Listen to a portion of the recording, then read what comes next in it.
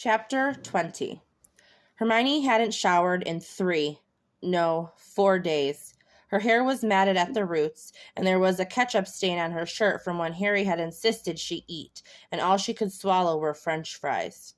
Love, there's nothing we can do. We'll be gone 45 minutes, tops. You need to take care of yourself. I can't. He might. He won't.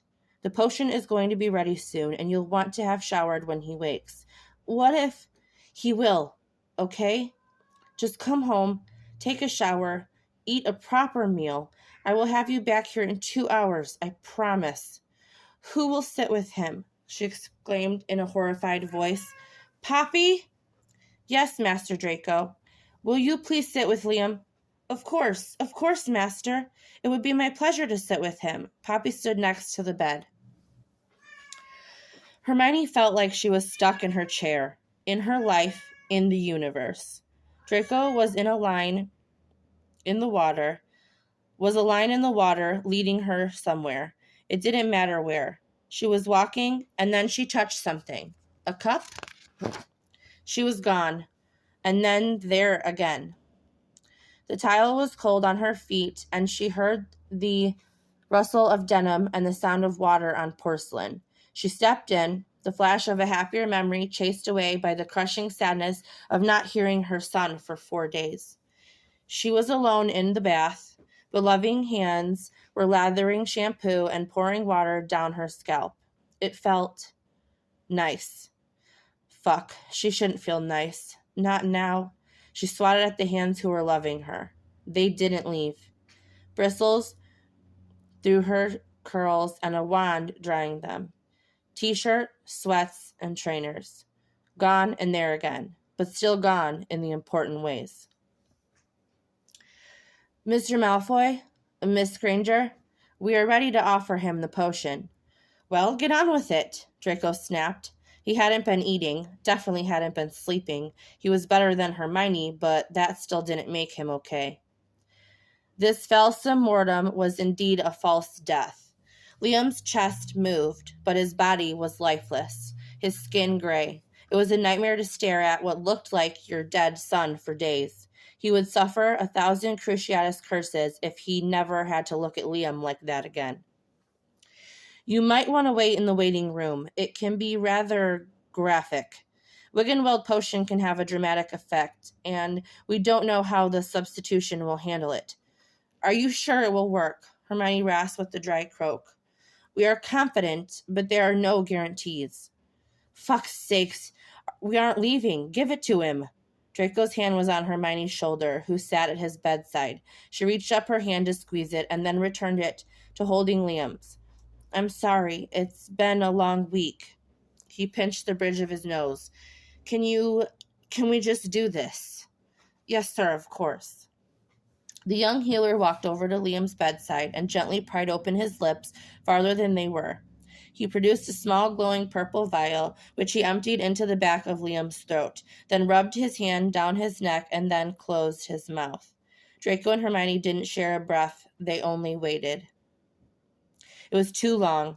Nothing was fucking happening. The healer started to look panicked and checked his pulse.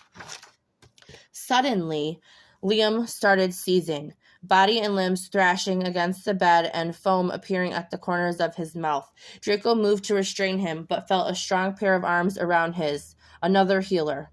Liam's lips were the strangest shade of purple, and his eyes opened for the first time in days, only to roll lifelessly back in his head.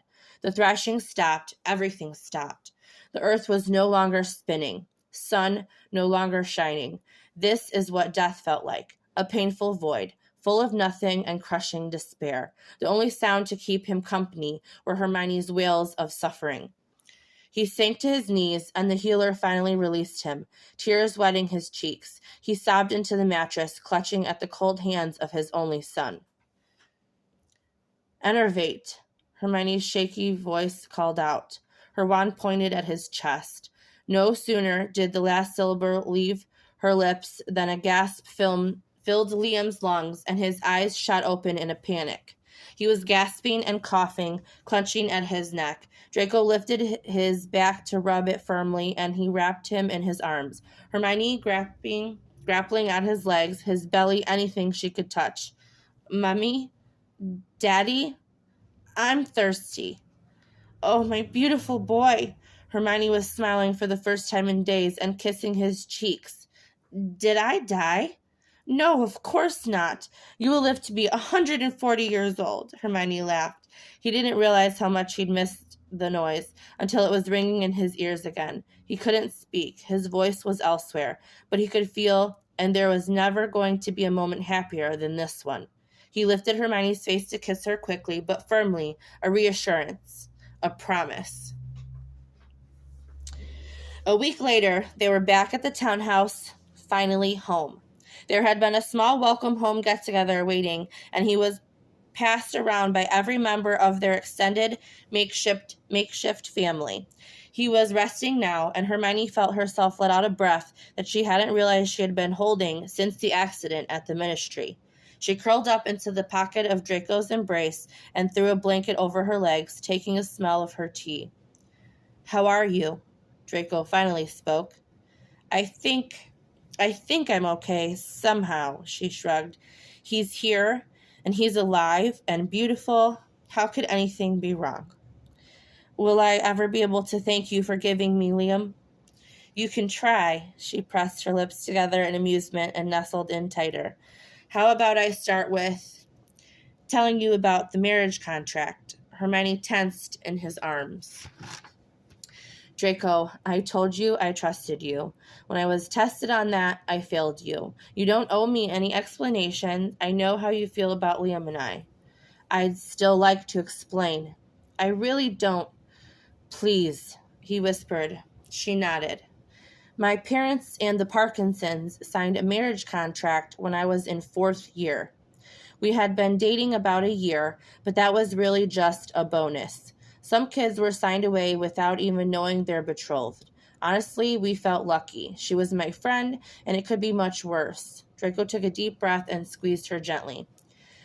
Anyway, there is a clause in the contract. If we marry, we were rewarded with a hefty Gringotts vault fed by our parents. However, when the male turns 30, if the contract hasn't been fulfilled, it expires. It can only be canceled otherwise by a payment to the other party's parents. Pansy never tried or never succeeded.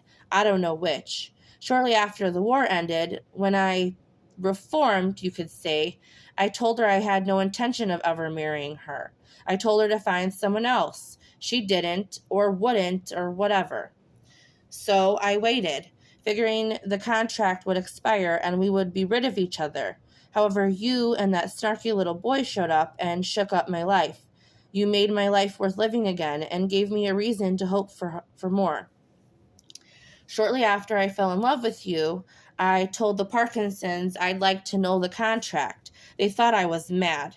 After all, the contract was up within the year. I didn't care. I paid the sum set aside in the contract, and it was over. That was the paperwork Pansy dropped off. She was, of course, pissed, and Blaze is a fucking racist ass who I have no excuses for. He's fired, obviously. Really? Hermione finally spoke in a soft whisper. Really? Accio Parkinson contract. A roll of parchment arrived in his waiting hand within minutes, and he handed it to Hermione. She took it with a shaky hand and unrolled it, finding the information he had just told her to be written and sealed in wax. Thank you. That's it? And I'm sorry. I'm sorry that I drunkenly let Blaze get a rise out of me.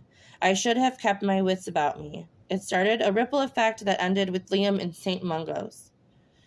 That wasn't your fault. I know, honestly, but things could have been different. Should have been different. I should have trusted you.